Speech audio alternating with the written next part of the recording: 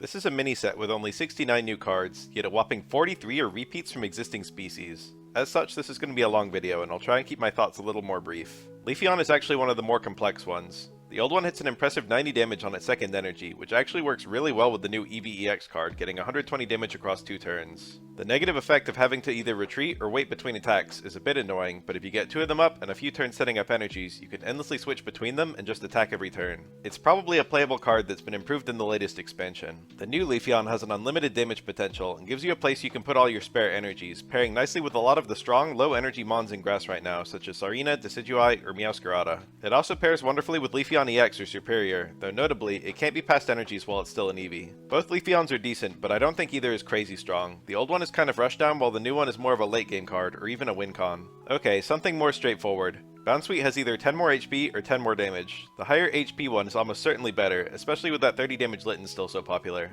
As for Steenie, the old one has lower damage but a higher damage potential, which might occasionally let you kill a 60 HP Mon. You'll probably only run a single one of these in your deck, if even, and both are about equally good, it's your call. Sarina is another interesting one. Both only need a single energy, so they both pair wonderfully with Rare Candy and Mallow. The old Sarina is a fantastic rushdown early game card, which could enable you to rapidly win games, but suffered from being very random. The new card has lower average damage, but one of the most disruptive effects in the game currently, forcing the opponent to reshuffle a random card every turn. This basically nullifies their turn draw, and makes it extremely difficult for them to evolve with rare candies or hold on to useful supporters, as well as giving you a huge card edge for the whole game. Both are playable, but I think the new Sarina is better, though notably it's not as good in the late game when most cards have already been drawn and played. The old Flareon is a high damage stage 1, but the increased energy cost and slightly decreased damage compared to Ninetales make it a bit more shaky. Notably, Eevee has dramatically better cards than Vulpix, however. New Flareon is very useful for setting up your cards in the back to sweep. I wouldn't be surprised if you could make a top meta deck with the new Flareon, but I don't know what it is yet. The old Flareon is very similar to half a dozen other fire cards, and while it's playable, you can probably do better.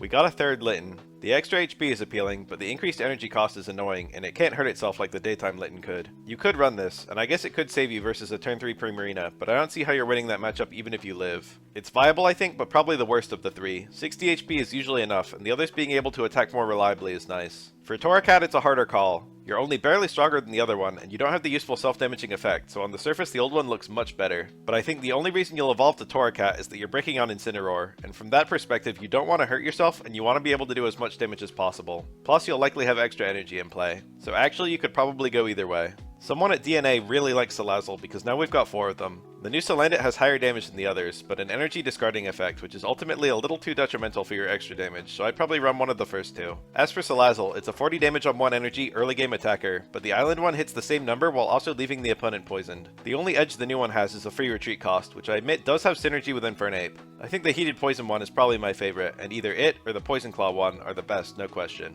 All 3 Vaporeons need the same energy to attack and retreat, have about the same HP, and do about the same damage. The new one has an energy discarding effect like Guzzlord. If you're really good at getting heads, this is the card for you, but besides that I think it's a worse attacker than something like Origin Palkia. The only Vaporeon I think is really good is the middle one for its ability, but rarely do I see people running it. I do think it's viable even currently though. The new Glaceon is identical to Apex Seadra, except it has 30 more HP, a cheaper energy cost, and a much better pre-evolution, giving us one of the purest examples of power creep in the game currently. It's definitely a playable card, and works well in control decks. The old Glaceon is one of the most slept on cards in the game I think. 90 HP and 60 damage on a stage 1 is already viable, but then you also have one of the best attack effects in the game, Paralysis. Both cards have different use cases, and both are strong, so I'm surprised I rarely see people playing either one. Our new Poplio is identical to our new Litten, except its damage is lower. Again, if you really value the higher HP to dodge KOs, you might use this, but usually the Sing one is going to be the best to help you stall if you're bricking. As for Brionne, the extra HP is a bit less valuable, while the damage is only barely higher, so the old one's ability to attack when you go first is generally better. That being said, you'd much rather go through Rare Candy than either of these, regardless of which Primarina you run. I personally run a single copy of the old Brionne, alongside 2 Rare Candies. The old Jolteon's average damage is surprisingly high for the energy cost, and I think it's probably a slightly underrated card.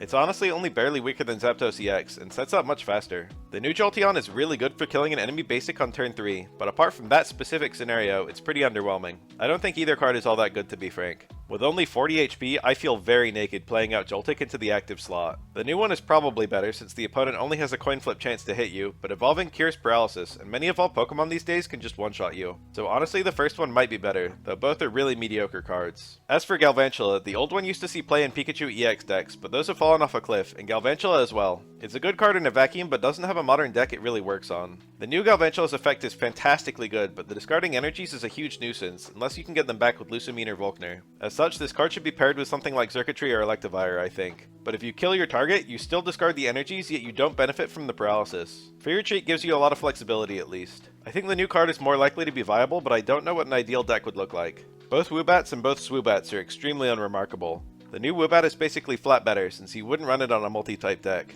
The Swoobats are almost interchangeable. Both are good allies for the new Sylveon card since they deploy so fast, but you can do better.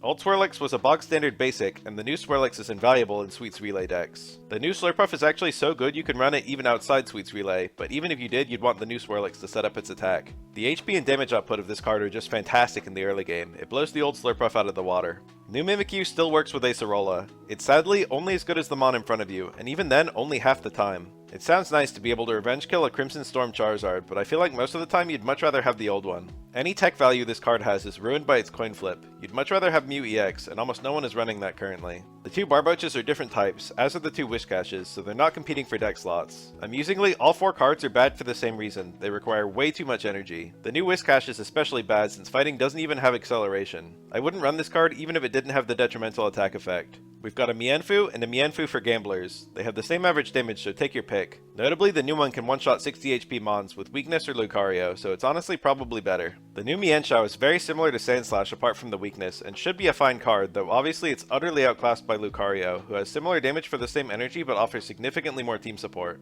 Our two Sableyes are different types and aren't competing for a deck slot. I looked up this guy's Pokedex entries, and sure enough it eats gems. Weird, kinda creepy. The new one is probably worse than Farfetch'd, unless you're fighting a Psychic deck, and you should already beat those if you run Dark. Like Starly, the new Purloin discards equipped Pokemon tools, but unlike Starly it does no damage. That's a good effect I guess, and certainly rare, but I think the attacking one is usually going to be better. For Liepard, it's the common 40 for 1 energy, 70 for 2. I think the new one is probably going to be a bit better. It's a low bar, but I think the new Mawile might be a bit better than the old one. Your attack costs more energy and has a worse return on investment, but the paralysis effect threatens to double your damage. Both of these cards are hopelessly outclassed by Skarmory. Our new Togedemaru is a different type, and thus isn't competing for deck slots with the old one. The new one still works with Sophocles, which is pretty cool, but it doesn't have the turn 2 or 3 nuke potential the old one had. The effect is pretty useful, but needing to attack to get it is kind of annoying. It's probably a playable card, but taking the time to get 2 energies onto a mon that doesn't evolve is just difficult in the fast pace of the game. You'd rather put them on something like Solgaleo. The new Meltan attacks. I'm glad this card exists, but both Melmetals are energy gluttons, and the Amass version is better for either of them. The new Melmetal looks flat worse than the old one on paper, losing both power and bulk when you factor in the ability. But notably, it can attack the turn after an Amass from Meltan, and that's just really useful. The old one is a win con, but the new one is an early to middle game attacker with some pretty impressive numbers for the role, and it might be the better card overall. Old Dratini needed 2 energies to attack, and they were 2 different energies, something that'll only happen half the time, and that's pretty annoying. New Dratini can always attack, but loses a bit of HP, though you're not likely to be killed early since you have no weakness. Both shouldn't be in the active slot, and you could go either way. The HP is a big deal here, since Dratini's most important job is to survive. As for Dragonair, we have both a new one and a promo. I personally like the new one's cheaper attack more, but losing HP is annoying. The best one might genuinely be the promo one, which can heal itself, since once more your main objective is to survive. But a case can be made for any of the 3 I think, and all of them are super close in viability. Old Drampa was unplayed, apart from being slotted into certain decks to kill Oricorio Pom-Pom. The new one has an astonishingly good effect, but losing even the damage on a coin flip is brutal. Honestly, the new one is probably a very decent card, but I'd hate to play it and hate to play against it. We now have 6 Eevees, and I don't know why I spent 5 minutes making the slide when I've got absolutely nothing to say. The new one draws a card. This effect is the best of the 6 by a country mile. You should always play the new one on any Eevee deck. The new Aipom card is much cuter than the old one, especially for the inclusion of a Bounce Suite, but if you look at the attacks, they're totally interchangeable. As for Ambipom, the new one has value in helping you get tools sooner, and drawing out your deck in general, but I don't think it's good enough to run. Our new Audino hits 60 for 2 energies if you can fill out your bench, which is not horrible for a basic, but 2 energies to retreat is annoying, so when it breaks hard. The promo version has extremely unimpressive damage and an unimpressive effect. Both of these cards are mediocre, which is not too surprising for Audino honestly. New Chatot is extremely annoying in the step-up battles when you're trying to win fast, but I can never see a human running it, it's simply way too weak. The old one is much better, but I haven't seen someone run it in months at this point. Modern decks are less all in on one mon usually, not to mention with rare candy and a stage 1 you've got more avenues to evolve, so Chatot deck digging mechanics aren't as useful as they used to be. Finally, our Rattata of the set is Minccino. Once more, you're trading HP for damage, take your pick. Or don't, you shouldn't run this. The new Cinccino's numbers are unimpressive, especially when you remember every other type has a card like this now, and this one is unable to hit anything for super effective damage. Oh, that was a lot to script, record, and edit. I hope our next set is based on a new gen so we have fewer repeats, or else I really will have to break it down into multiple videos going forward.